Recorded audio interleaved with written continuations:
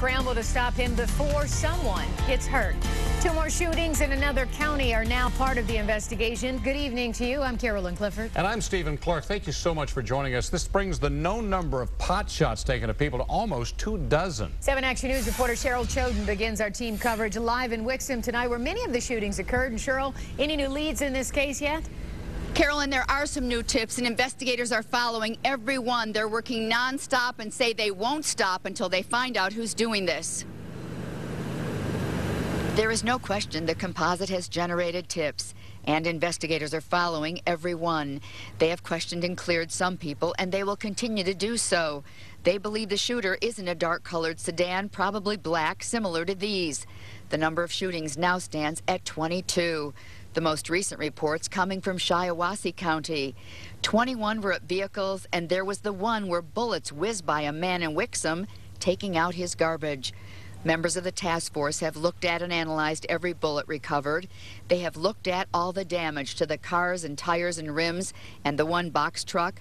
They're trying to figure out a motive. Who and why? That is the big question.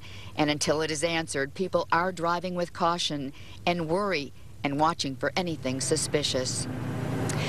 Now, even though the number of reports have increased, they were still within that time frame from Tuesday evening to Thursday evening. But people might have gone out, seeing a nick in their car, seeing a bullet hole in the car that they didn't know, and that's where the new reports have come in. Also, as for the schools in the area, they were on a semi-lockdown situation today.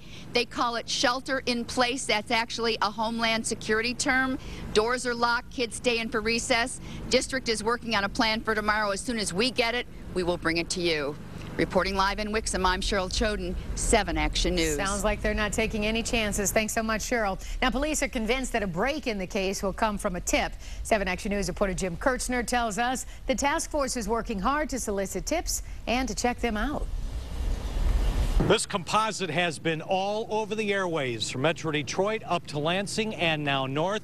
And a lot of the work of officers on this case is to run down these tips. I mean, it could be nothing. It could be something. But it's worthy of a check. Yeah. He looked just like him. His car looked just like it. Just to make sure, we looked at the sketch and cars police put out as the shooting suspect's M.O. A lot like that. It was almost identical. It was spooky. Debbie felt so strongly she spotted the guy at a gas station and immediately drove over here to the Wixom Police Department with his license plate number. She feels it in her gut. Nervous.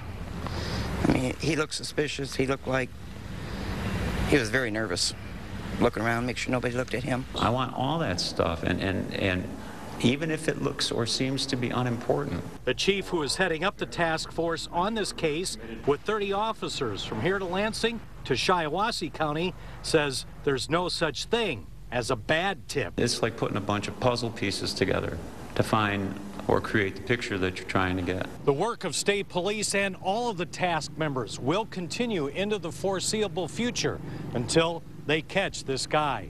In Wixom, Jim Kurtzner, 7 Action News. All right.